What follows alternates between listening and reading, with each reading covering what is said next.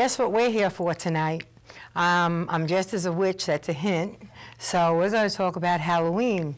And actually, I am sitting here with a real live witch. His name is Cabot Eadicicco. I've known him for how many years now, Mark? At least over 7. At least over that? Yep. Really? Wow, that long. Time flies, huh? Anyway, though, and Mark is going to tell us all about Halloween and its origins and why it's celebrated and how it's celebrated and how the witches celebrate it. And I want to just say welcome, Mark. Thank you for having me. Oh, it's my pleasure. It's always a pleasure to have you. And we haven't done a show in like at least a year or so, right? Absolutely, yeah. Good year or better. Yes. And so now we're doing another show that we did. We talked about Halloween on another show years ago, but Mark has done a lot of research and he's got a lot of information for us tonight. So let's get started, Mark, by me asking you, where and when did Halloween originate? Well, actually, Halloween itself is a pre-Christian. It's a pre-Christian holiday, which means that Halloween was before Christianity.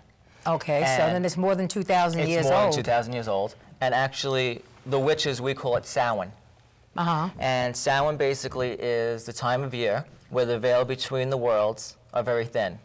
Which means you can speak to spirits. You can speak to spirits, you can do mediumship, you can get gifts from them. And when I say gifts, it's messages from the other side, basically.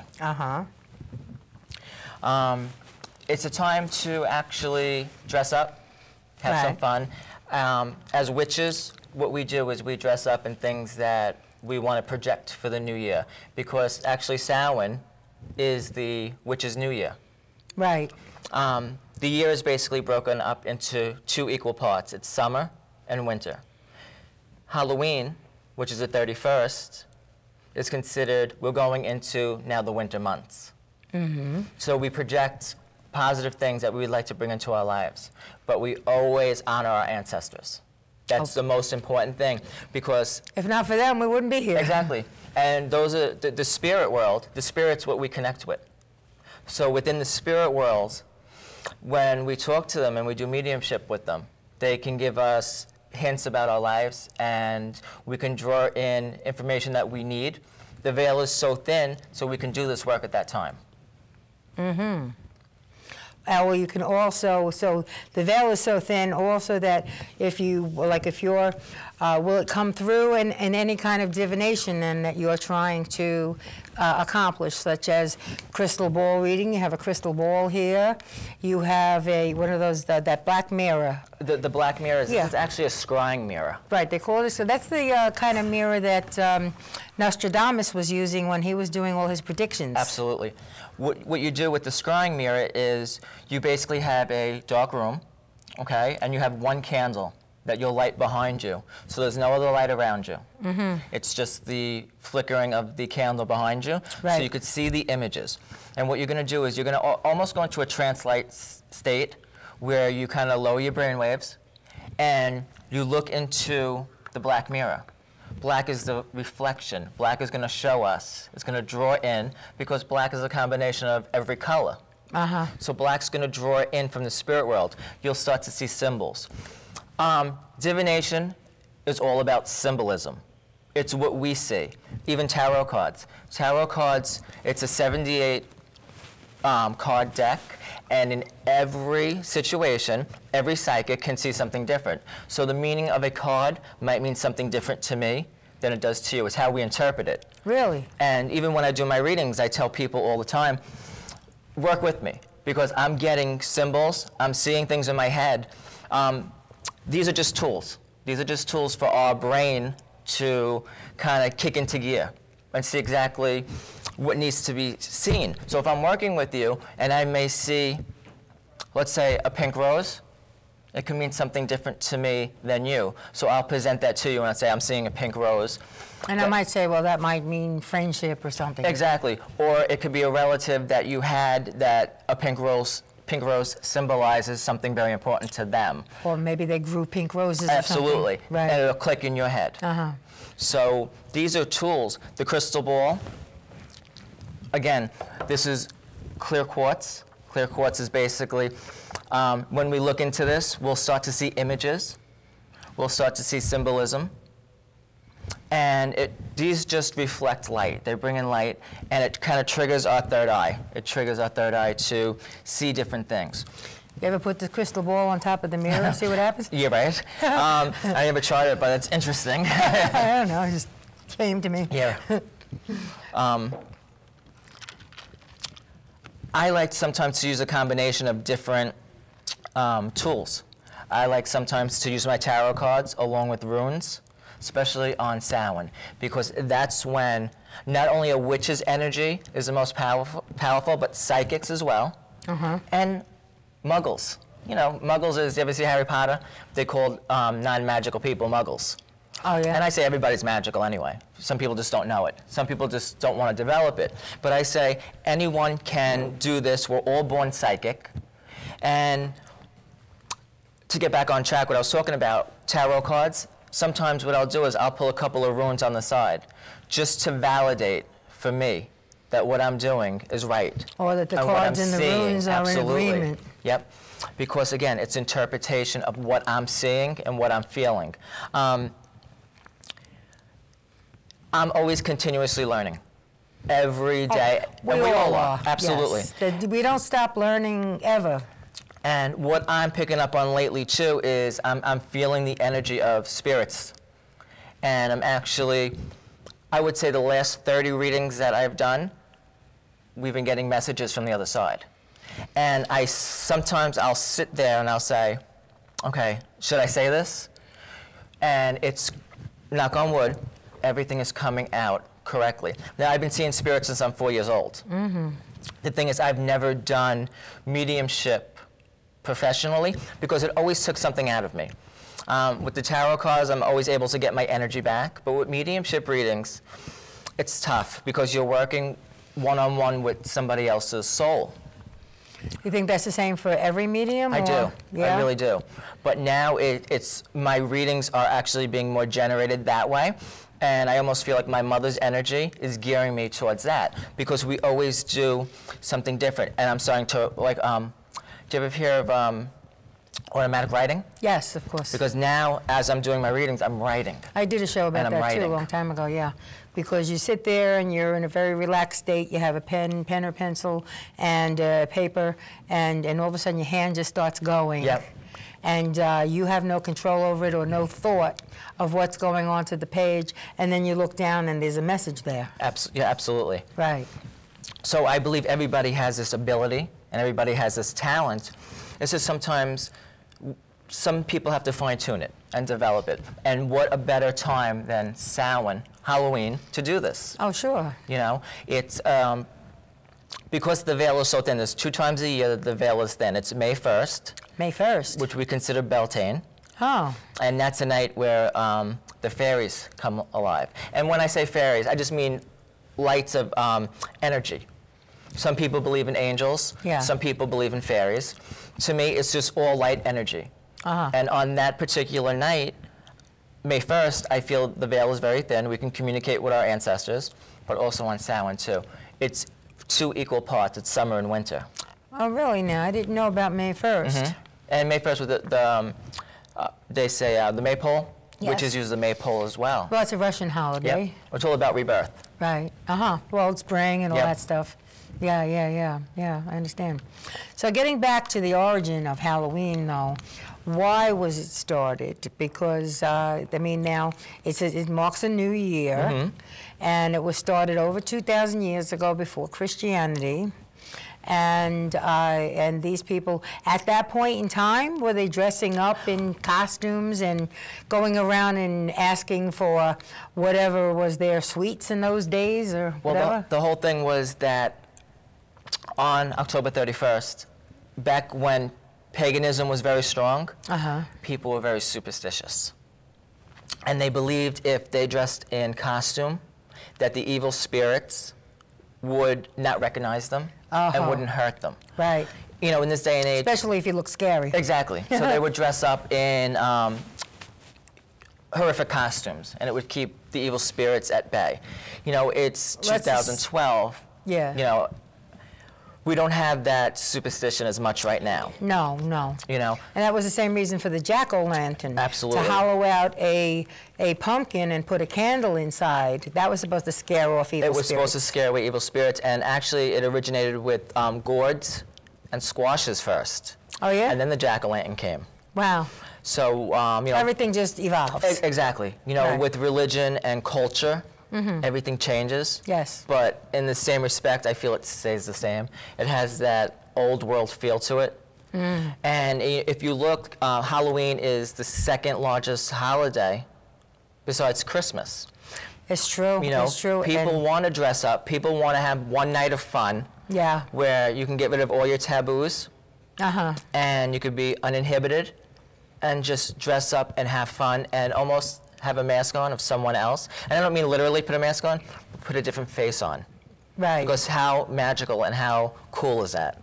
Yeah, you know. know? I mean, there was somebody today that I happened to just see from a distance and looked right at me. And I think that because my hair was in a ponytail and I was wearing my sunglasses, he didn't recognize me and he just didn't. And usually this person says hello to me, right? Right. And I looked a little different, so he just walked right by like he didn't know me. Right. You know, and I says, oh, he didn't say hello this time. Oh, well, that's all right. Anyway, but yeah. So then even back then, and even primitive costumes, I guess they would have had at that time. And nowadays, Halloween has become, like you said, it's almost like Christmas because so many sales go on, costumes and parties and candy and all of that kind of stuff, and a lot of money gets spent nowadays. It's been very commercialized, just like Christmas. Absolutely, yeah. Halloween's been very commercialized, but you know, it's I think taking what we have and like with everything, we just expand on it. But with Samhain, I almost feel like it's such a big influence right now to people that want to learn a little bit more about what we do. Yeah. And back, like, you know, like we talked about before Christianity, Halloween was very big. And it was almost an observed holiday back then because people believed in this. People believed in lighting bonfires to keep away the evil spirits. That's how a lot of the customs actually got started. I imagine it's all primitive stuff, sure. You know, the black cat,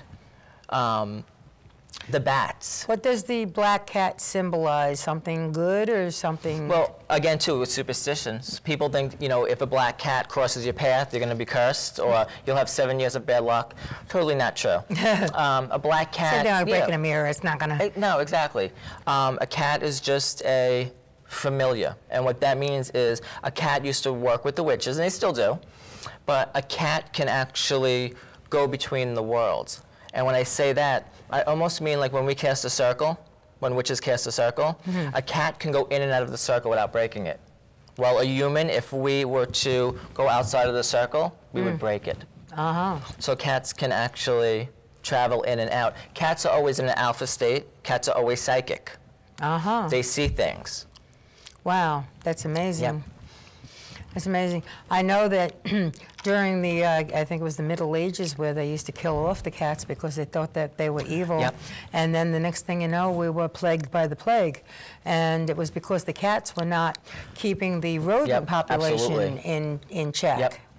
And so, I mean, cats are a necessary animal to have around. Cats, also the bats too, because people would light bonfires at that time, and the bats would actually circle the bonfire. So they always associated with that with being something dark and something evil. And I've done enough shows with you. Yes. And you know, I try to educate Staten Island and beyond what witches do. And I always say, there is no true negativity.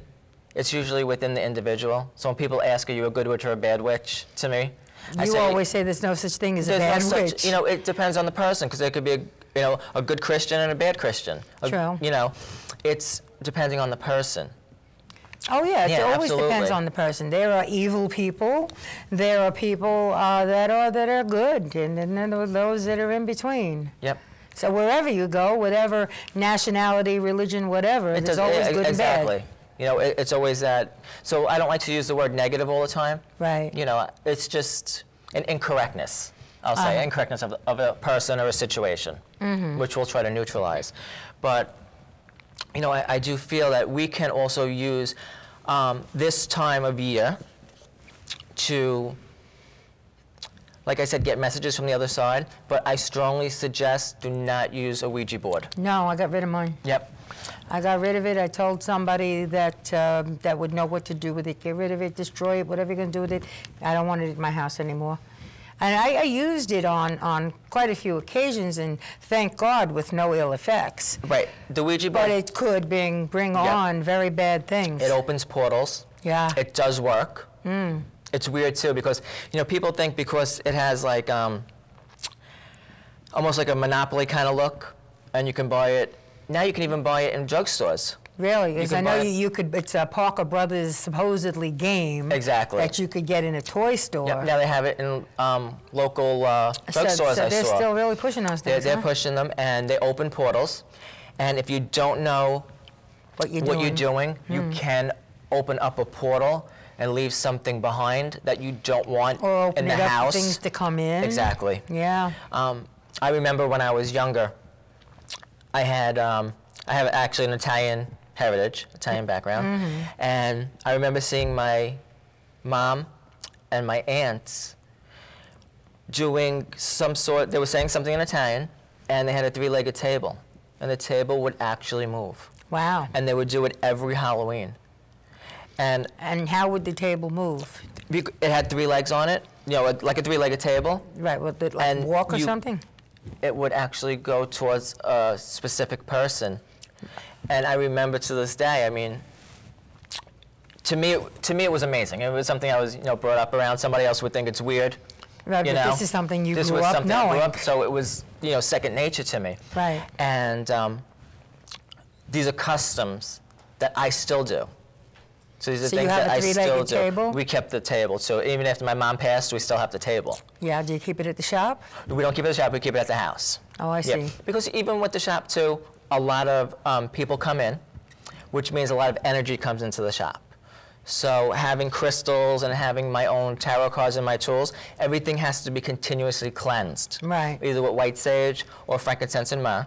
Right. Which I like the frankincense and myrrh better. And I smoke out the place. But something so important, and not that tools aren't important because they are, but something so family orientated, something that was passed down to me, I would keep in the house because I wouldn't want somebody else's energy to go into that. I understand what you're saying. Yeah, I see what you mean. Yeah. Speaking of your shop's down on Castleton Avenue, right? Yes. On what's the number on Castleton Avenue? The address number? The address. It's 1457 Castleton. 1457 Castleton, and you have a witch's ball coming. We actually do. Very excited about that. Yeah. Just break away and tell us a little bit about your witch's ball coming. Perfect. I actually started. It's the first annual Witches' Ball, so it's never been done on Staten Island before. And what we're going to do is, can I say the name? Yeah. We actually rented a hall. A hall at Cafe Del Mondo on Victory Boulevard. You have the party room upstairs. Yep. So it's going to be a 4-course meal. We're going to do dancing. We have DJ coming in. Costume contest is costume only. Oh, yeah? Costume only. Well, that's October. It's very near Halloween. It's very close to Halloween, so it'll be the 27th. The 27th, which is a Saturday. It's a Saturday. Saturday night, October 27th at Cafe Del Mondo. And I say it's open to witches, but also everyone. Because people are asking me, do you have to be a witch to come? And you don't. No, I'm sure. Absolutely not. We're showing people, too, who we are and what we do. Yeah. And we're integrating into society. So what we're doing is we're saying, okay, you know what? We're having this big party. It's to celebrate our new year. Right. Let's all get together. Because to me, accepting one another is the biggest challenge that we have, no matter who you are, what you do, what religion, what sex, what race. Well, that's what we're all here for, to accept each other, to understand each other, and to help each other. In the meantime, though, so your witch's ball, just give us your telephone number, so if anybody is interested in coming, they would have to call you. They would have to call me, and the tickets are exclusively through the shop. Right. The number is 347-242-6947. Okay, it's right here on the card. Yes. 347-242-6947. If anybody's interested in going to the first annual Witches' Ball, give Mark a call. Yep. It's going to be so and he'll exciting. give you all the details. Okay, very good. Now, so, all right, so what were we talking about before we... We were talking about the different decorations and the different meanings, the pumpkins. So even back then, when Halloween first started, they decorated and all that stuff. Yes. Yeah. You know, and these are just some of the symbols that we put together, you and I, before the show. Witches and goblins and pumpkins. If you look into the meaning behind them, the skull, which can be a little scary to some people. Oh, yeah, sure. All that means is rebirth and transformation. Aha. That means that basically a skull is our cranium. So it's rebirth. It's, when we look at a skull, these are almost like, I see them like Day of the Dead, because every culture has a day to honor the dead. And that's what Halloween's all about, too. Well, just like the day after Halloween is All Saints' Day. Exactly, All Souls Day. And the day after that is All Souls' Day, where the Christians honor their dead. Exactly. And then you have like the Mexican beliefs of the Day of the Dead. Uh-huh. And there's also some customs in Italy that I heard where they actually wash the bones of their ancestors. Well, did you dig them up? I would assume so, because they take the bones and they clean them and they wash them, because they say that that is part of their energy. Well, I don't understand that, though, because that's a little macabre. Yeah. It sounds like something I wouldn't do. No, but, me either. Yeah. No, leave them, let them rest. But did they wash the same ancestors' bones every year or something? I think so. I believe so. So then where do they keep them in the meantime? I don't know. I think it's probably in like a burial ground area there. Or some kind of a cabinet or something? Wow, that's... It's a little creepy. Yeah, but, tell me about it. As I was looking up the different customs and stuff like that, too, I came across that as well. Uh-huh. Well, yeah, I guess you would. Yep. Yeah. And, they do things in Japan as well, England, Ireland, Scotland. A lot of stuff for Halloween originates from the Celts, Celtic religions, Celtic mythology. So it's all Ireland, England, Scotland. So you think that those are the places where it originated? It originated. Absolutely. The Druids. And all of this originated in these places before the time of Christ? Yeah, absolutely. So then the Celts were doing this way before Jesus came along, and they're obviously still doing it, although a lot of the Celts, I believe, have become Christian, too, after that. Well, what had happened was when the new religion, which was Christianity, rose, a lot of the pagans turned to the new God, which was Jesus. The pagans turned to Jesus? Yeah, because what happened was when Jesus actually arose, the Christian church said there can't be any more paganism. You can't worship a goddess anymore. You have to worship this one God. So a lot of the pagans actually converted. But if you look, you would see a lot of pagans wearing a cross and a pentacle. Uh-huh. And a pentacle, the only thing a pentacle is a 5-pointed star, which means protection. It's earth, air, fire, water, and the Great Spirit, which is protection for witches. Uh-huh. I see. Wow, that's very interesting.